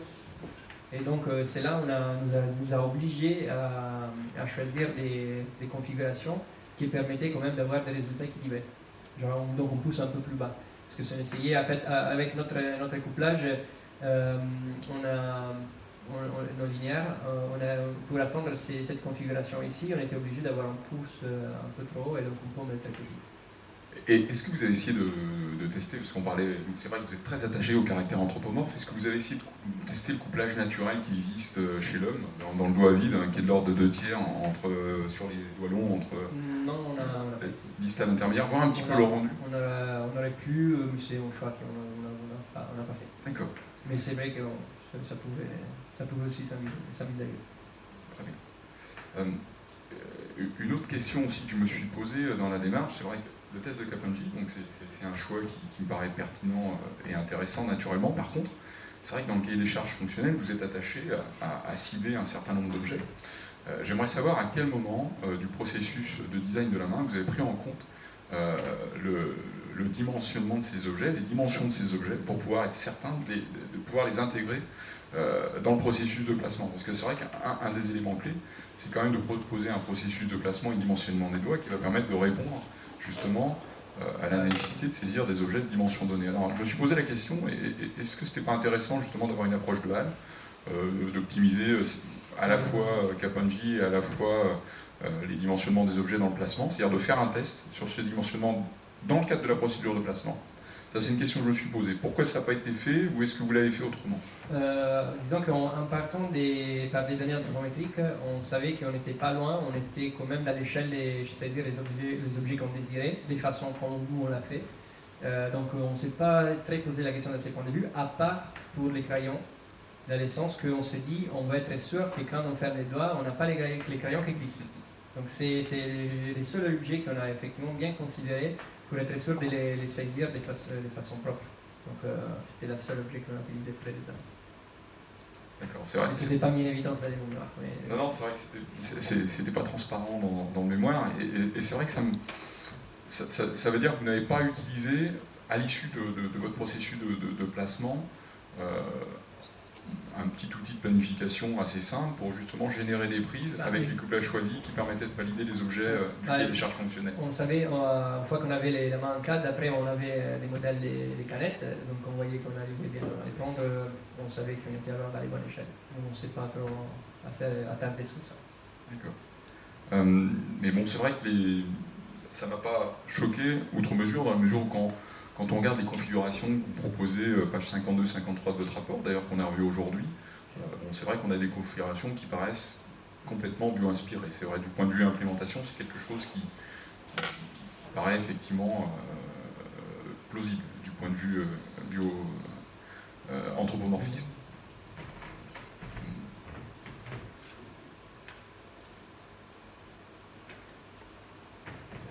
Alors, c'est vrai que là, il manquait quelques prises. Moi, j'aurais bien aimé avoir un petit tableau à ce niveau-là, effectivement, des prises. Une question que je me suis posée aussi, oui. C'est du point de vue gestuel. Est-ce que et là, ça rejoint la cinématique. C'est vrai qu'un mouvement qu'on fait souvent, ça peut être aussi ce mouvement-là. Et c'est vrai que l'adduction-induction, mais vous en avez parlé un petit peu dans les perspectives. Est-ce que c'est pas quelque chose qui vous manque? C'est sûrement quelque chose qui manque. Après, faire vraiment beaucoup de gestes, comme l'homme, ça nous amènerait à avoir exactement la même cinématique. Donc, le même problème de dire où on met les actionnaires, comment on fait. Peut-être quand on trouvera les moteurs très puissants, petits, on pourrait les faire, mais pas encore à cet état. Alors, bon, je vais aborder, je vais essayer de ne pas être trop long, parce que je vois le temps qui rentre, j'ai laissé un peu de temps pour Bruno. J'ai deux, trois dernières questions rapides, je vais essayer d'être rapide. Sur la partie, je me suis interrogé en fait sur la pertinence. Alors j'ai bien compris, la modélisation dynamique pour le dimensionnement paraissait pertinente. Par contre aujourd'hui, est-ce que vous pensez que le contrôleur qui tourne à 20 millisecondes, qui fait tourner ce modèle dynamique avec l'algorithme IDM, autant il est évident qu'il est pertinent sur Romeo parce qu'on a des inerties importantes ramenées à l'axe moteur, autant sur cette petite main avec des inerties qui sont négligeables, à des phalanges ramenées à l'axe moteur, je me posais la question de l'intérêt de la modélisation dynamique, à moins d'intégrer peut-être dans le feed-forward le comportement des éléments élastiques, mais sinon, si je compare ce contrôleur-là avec un contrôleur, à la limite où on enverrait de manière cyclique des paramètres articulaires échantillonnés qui seraient générés à partir d'un environnement de simulation, je me posais la question de la pertinence d'intégration de ce modèle dynamique justement au niveau du contrôleur à 20 millisecondes. Disons qu'on est parti en se disant on fait les choses bien, on fait comme si on avait une structure lourde. En fait, tout ce travail a été fait un peu en parallèle. C'était pas à la fin qu'on s'est dit on fait l'anticipation, le contrôle dynamique, etc. On est parti en faisant les choses étape par étape. Donc on savait qu'on voulait cette structure de contrôle aussi parce que c'est celle qu'on utilise classiquement et que ça marche très, très bien. Après, c'est une chose qu'on voit bien marcher aussi sur la main parce qu'on est sur des petites forces. Et c'est que je pourrais vous montrer. J'aime pas les faire parce qu'en fait, l'idée c'est qu'on dit dans quelle configuration on se met, c'est la main. Et donc c'est là, en fait, après, ça change bien sûr les couples qu'on a avec notre modèle dynamique. Et si je ne dis pas que la main est mise verticale, mais je dis par exemple qu'elle est mise dans une autre configuration, on voit bien après que les effets sont clairs. Mais bien sûr, parce qu'après, ce n'est pas dans la bonne configuration, mais l'idée c'est qu'on a une influence, et si on ne l'accepte pas, en fait, on n'arrive pas à avoir notre geste. Mais c'est vrai qu'il a une inertie négligeable, c'est vrai que probablement ça allait marcher sans notre feed-forward en dynamique. Ouais, sans compter, d'ailleurs je l'ai vu au fil de votre rapport, après c'est vrai que vous avez découvert que le frottement, naturellement, était générateur de nombreux soucis, et effectivement, de fait, était prépondérant au regard justement de la dynamique globale de votre système en fait. Donc ça c'est vrai que c'était important. C'est vrai que j'avais fait la remarque aussi dans votre rapport du contrôle en impédance sur l'actionnement e-motion, effectivement c'était relevé également par Véronique. C'est vrai que l'actionnement clairement n'est pas dimensionné aussi pour gérer une impédance à l'interaction entre le doigt et son environnement. Donc de fait, c'est vrai que pour moi, c'était pas forcément opportun. Il n'était pas forcément opportun de. Ouais, je pense que si on avait des moteurs plus puissants, pour moi l'impédance dans les gestes c'est très important parce que c'est un robot qu'on ne veut pas mettre isolé, mais on veut vraiment avoir un contact avec les gens. Donc si je sais que je bouge, je veux être. Je les considère très importants. Après, c'est vrai que si on a une autre réversibilité, une basse puissance des moteurs, c'est presque au même, dans le sens que tu mets ton doigt et ça arrête les doigts. Mais au niveau de l'approche, c'est une bonne approche d'avoir une impédance. Dans ces cas-là. Après.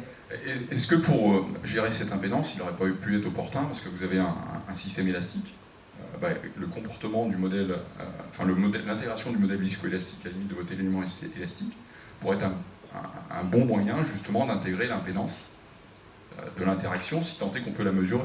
Vous avez des petits potentiomètres, j'ai cru comprendre. Ah non, vous n'avez pas de potentiomètre au niveau de l'articulation. C'est juste un numéro sur les moteurs. Non, j'ai rien dit.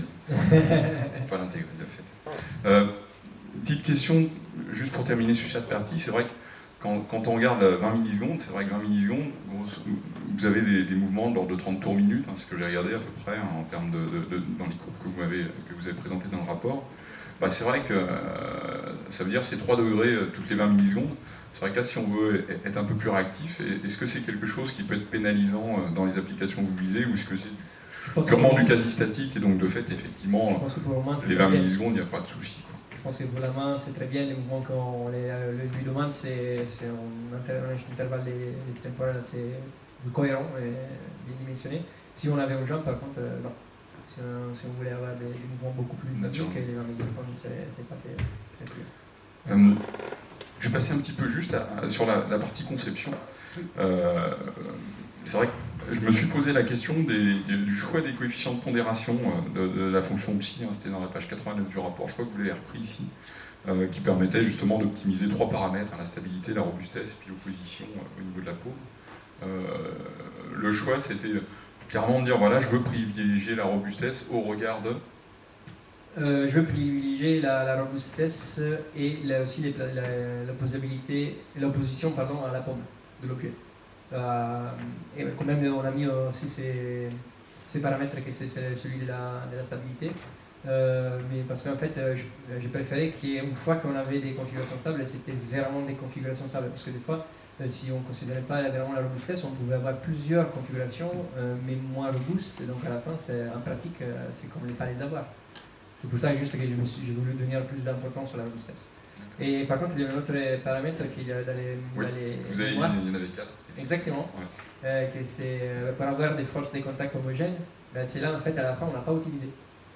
Parce que pour les objets qu'on avait, je n'ai jamais trouvé, pour ces objets, ils ne sont pas infinis, donc c'est juste ces nombres, que les forces de contact avaient au moins une négative, ou 0. Et donc là, l'optimisation, je l'ai pas faite pour les forces des contacts. Je ne sais pas comment dire en français. Oh, vous avez un français parfait. Hein. Si une petite remarque, page 86, c'est vrai que dans le tableau, j'ai vu des rayons de poulie en millimètres à 2 chiffres, je me suis dit, oh là là.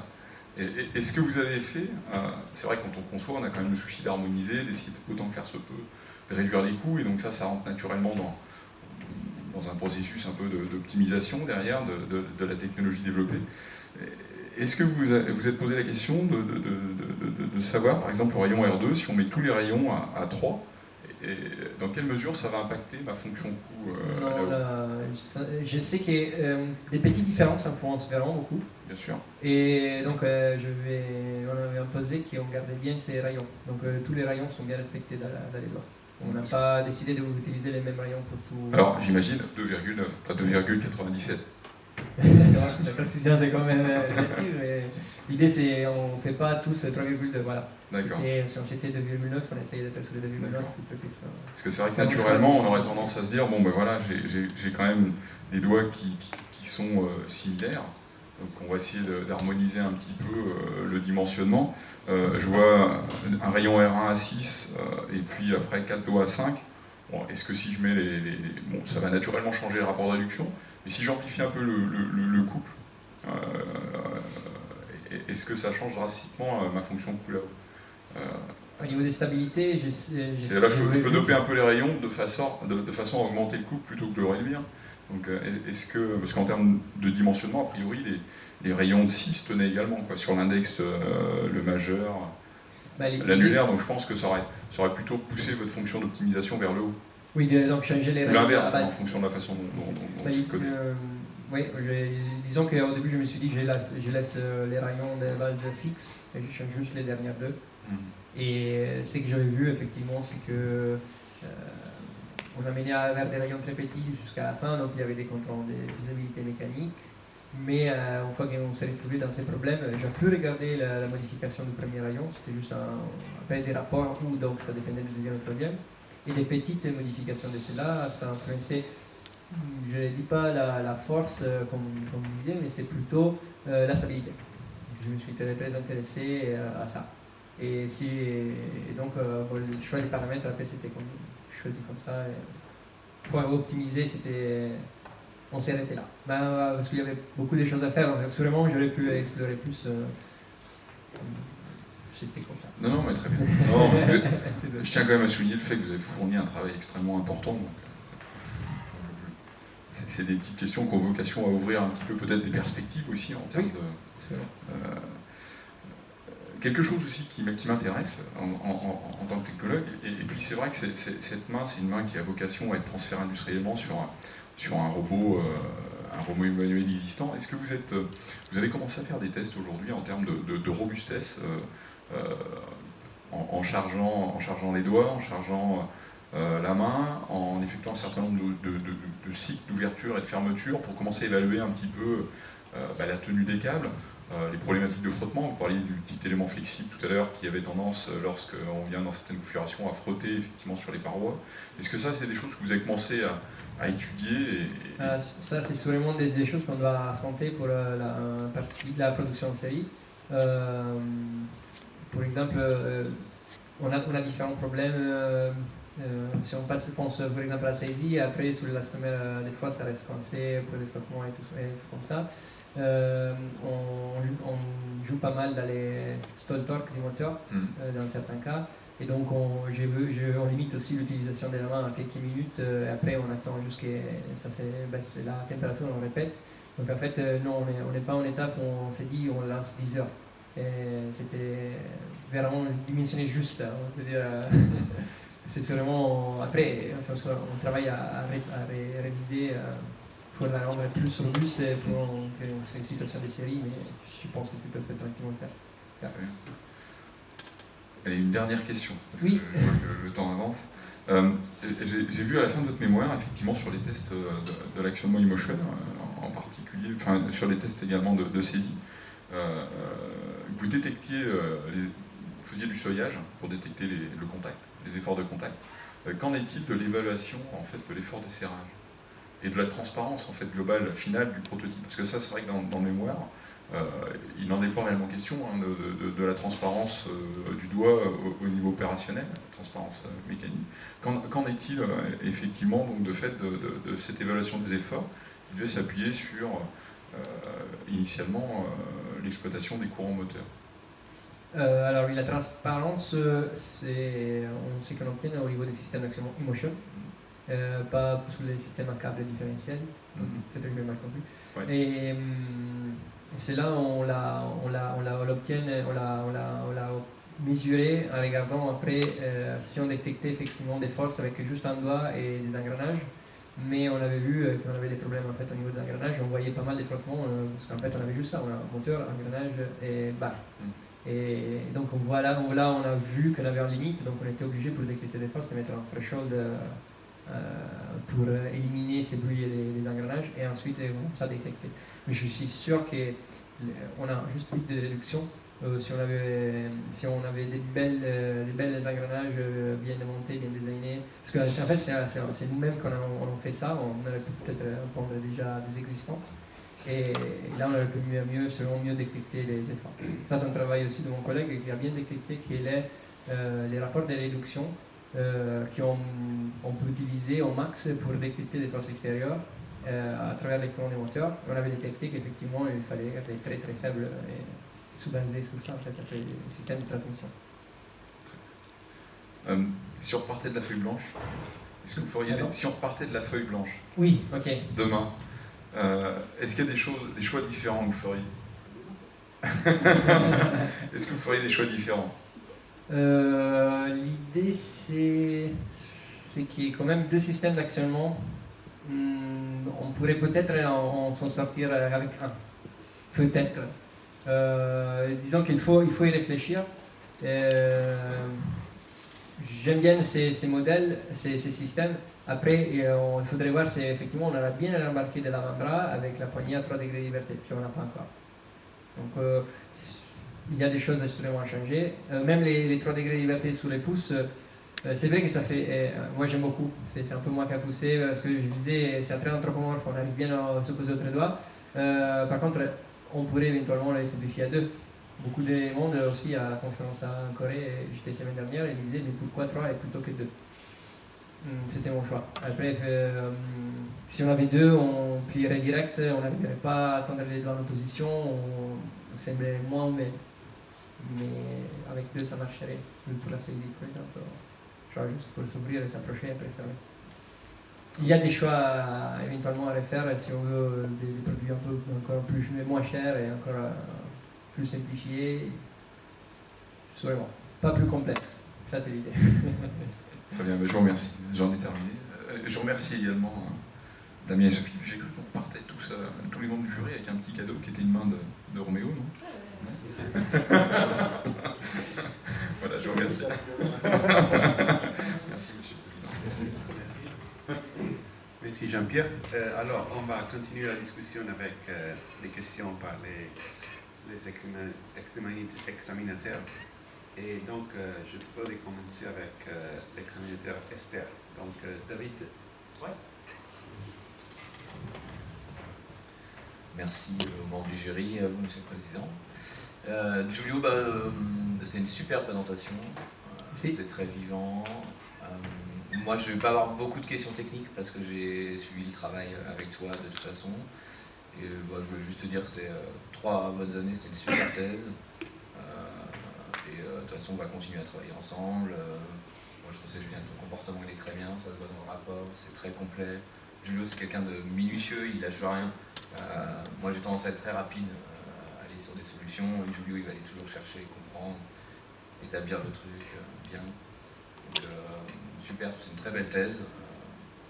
Bravo, moi j'ai envie de te dire, c'était super. Merci beaucoup. Moi, j'ai pas de questions techniques, je peux en discuter de ce sujet si vous voulez. Merci. Merci à toi.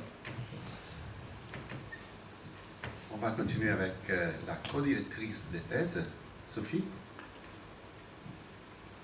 Merci, Monsieur le Président. Alors, il vient de me piquer à peu près tout mon discours, parce que bon, j'ai à peu près les mêmes remarques à faire sur Giulio, et même chose, je ne vais pas poser des questions, parce que le travail, je le connais par cœur.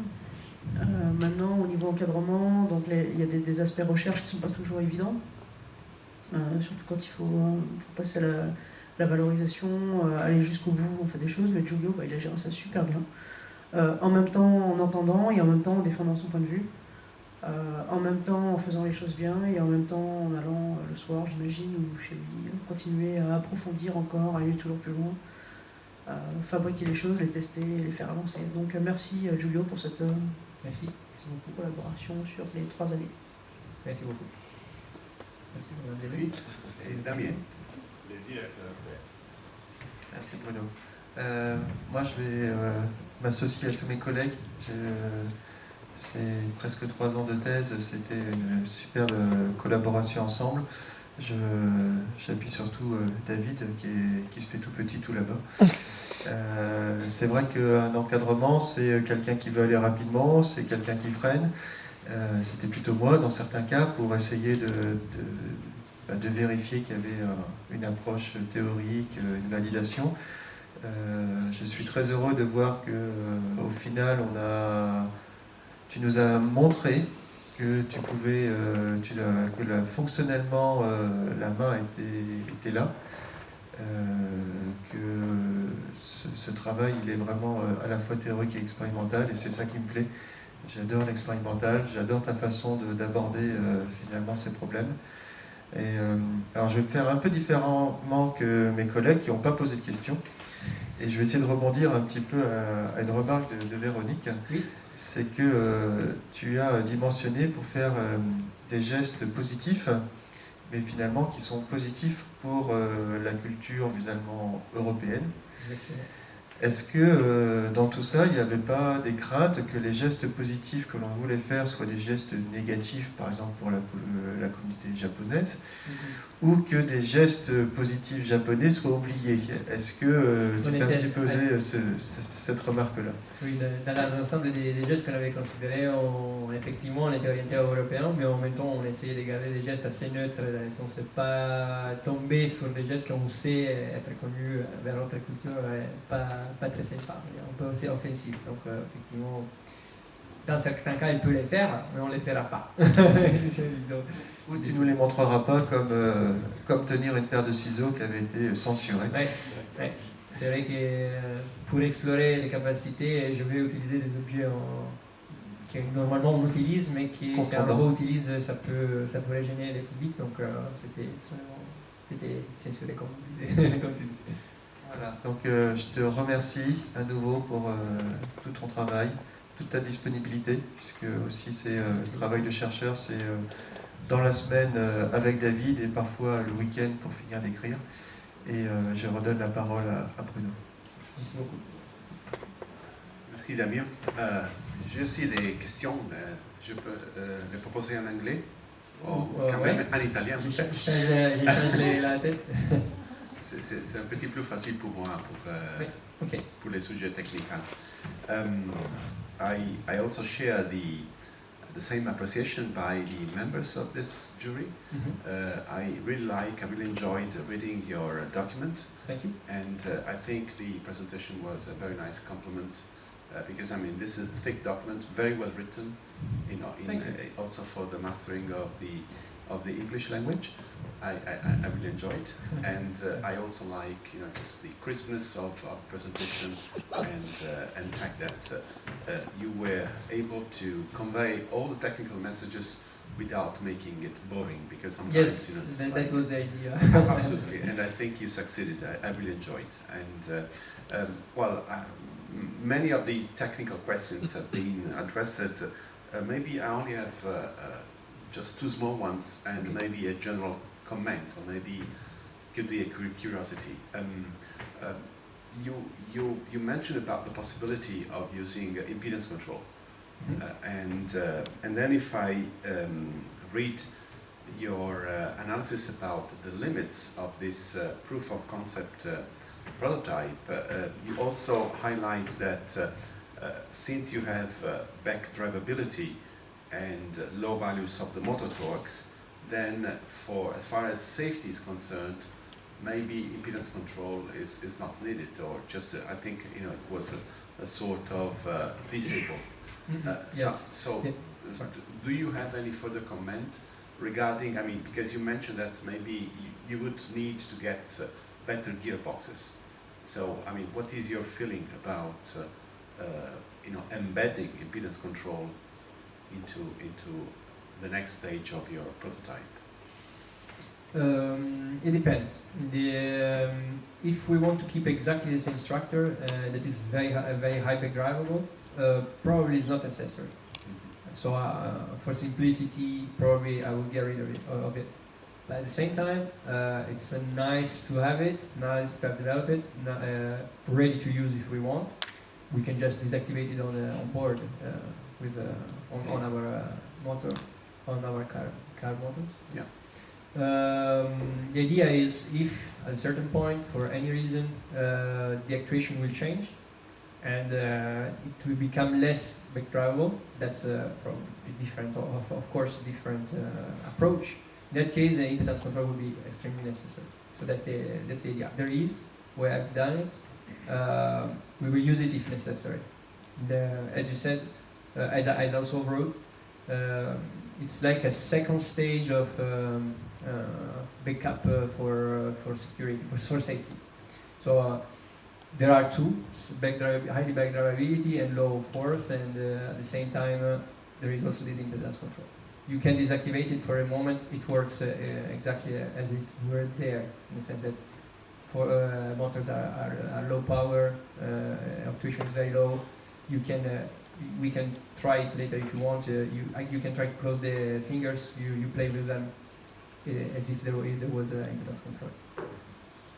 Okay, and the other question is about, I mean, your state of the art about the different hands is very complete.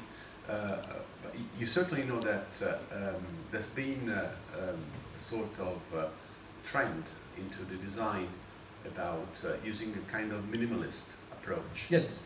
Like you know, like even, you know, if we take, for instance, the soft hand designed by our colleagues in Pisa, in the group of Antonio Picchi. I really like it. Yes, it's even like one degree of freedom, and I know that they're also using as a sort of prosthetic hand for a protocol with Rochester Institute in the US. I also seen it on Coleman.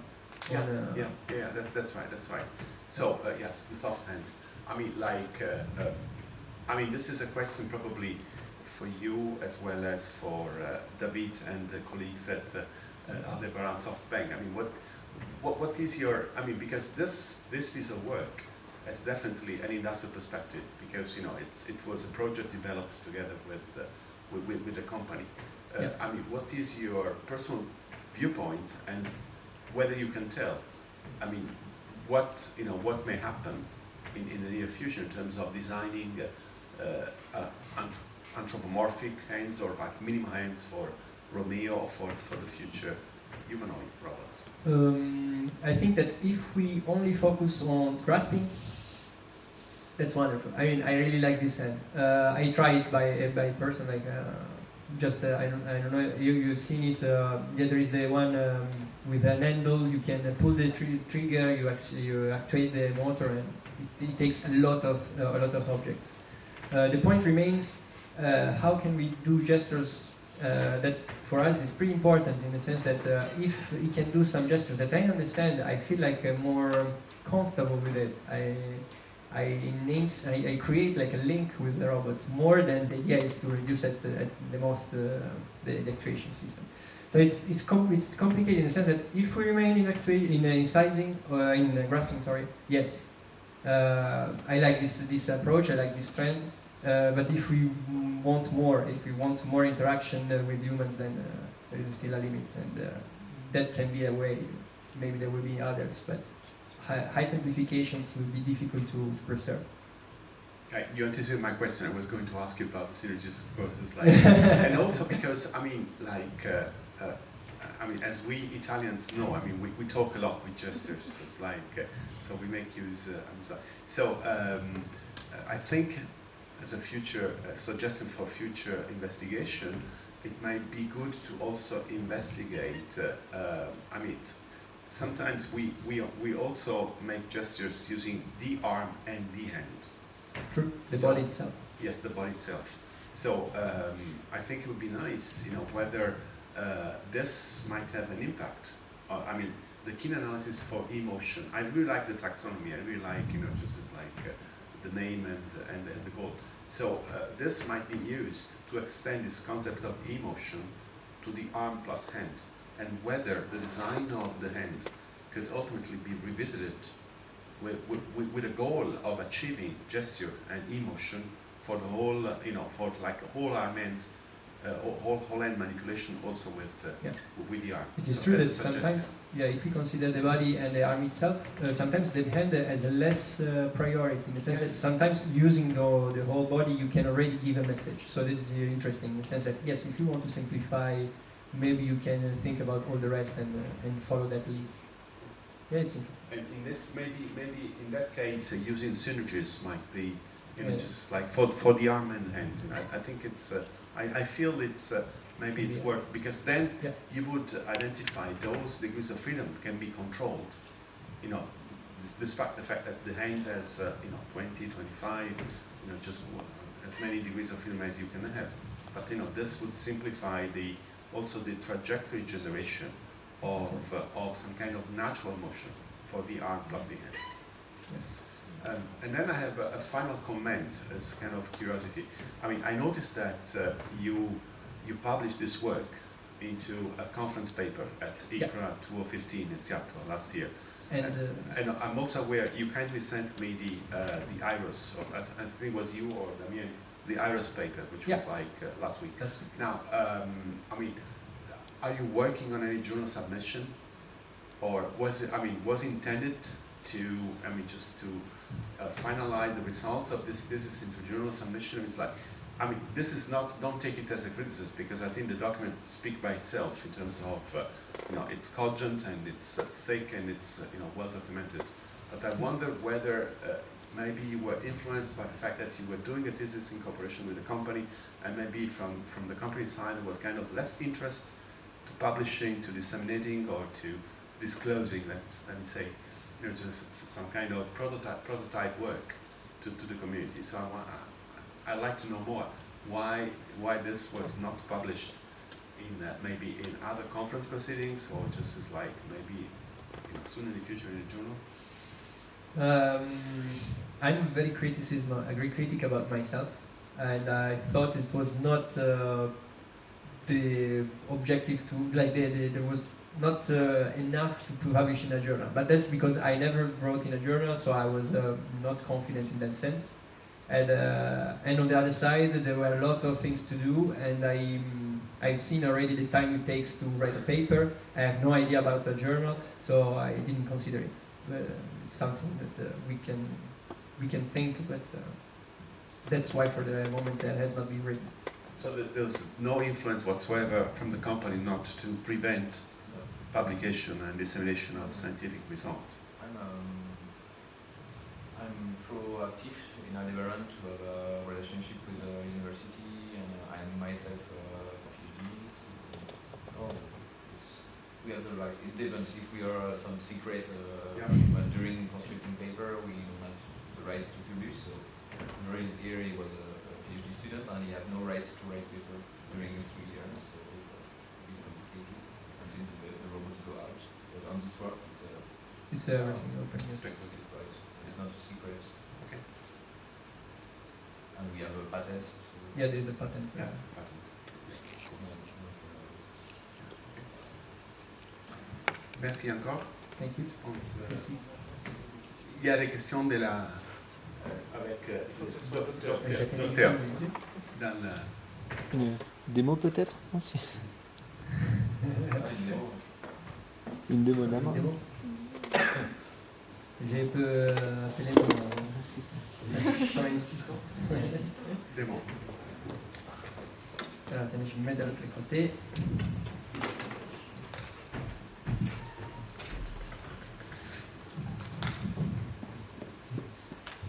Si ça marche encore.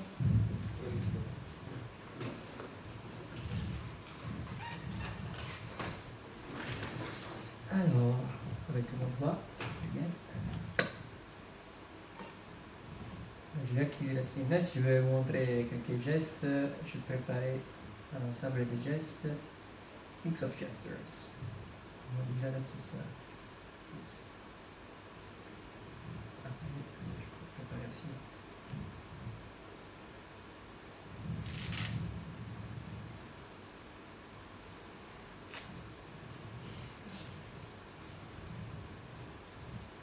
Il ne fait pas des mauvais gestes, hein. Juste des bons gestes.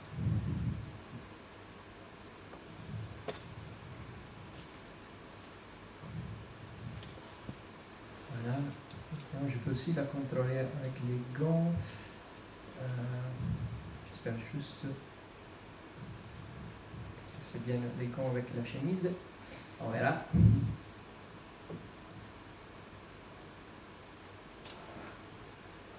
Voilà. Donc maintenant, c'est moi directement qui la contrôle. On va bien au niveau des pouces, il y a une simplification de la cinématique.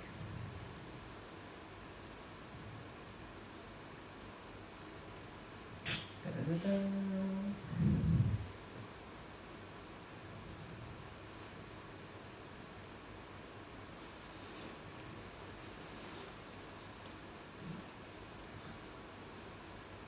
Et je peux montrer aussi de la saisie des différents objets qu'on collecte. Alors, attends, je désactive la partie off. Ok.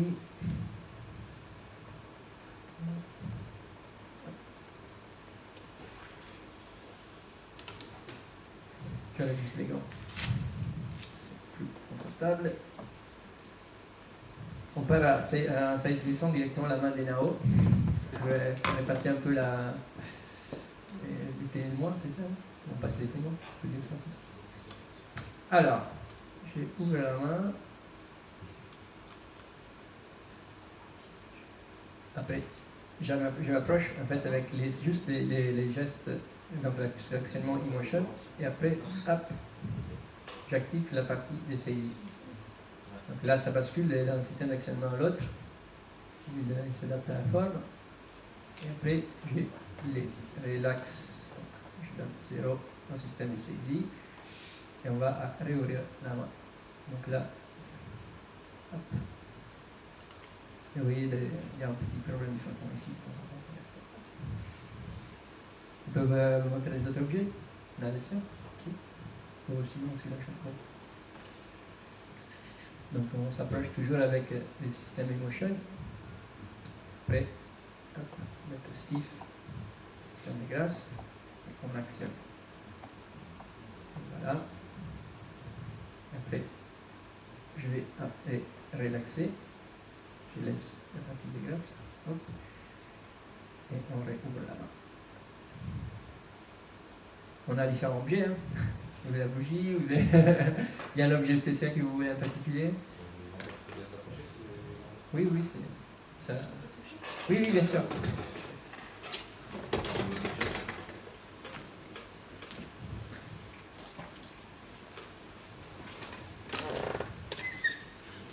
Ah, je désactive temporairement les moteurs. Ah. Comme ça, maintenant, vous pouvez tranquillement lui toucher les doigts et tout. Après, je l'active et vous me disiez si vous sentez une différence. Donc là, je peux l'activer.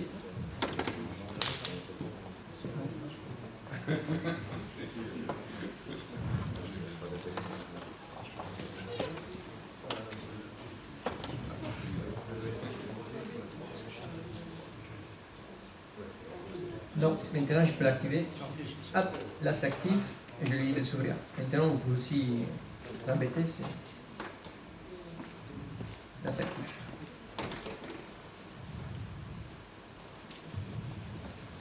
Allez-y, c'est fait exprès. Hein.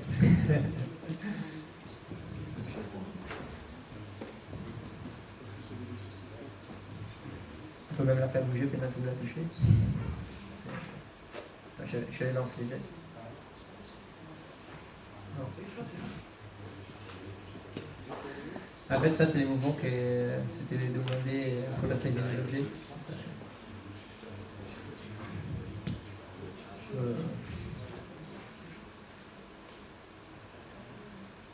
Merci là.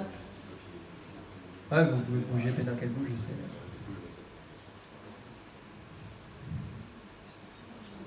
Vous voulez mettre la main dedans pendant que j'active les saisies?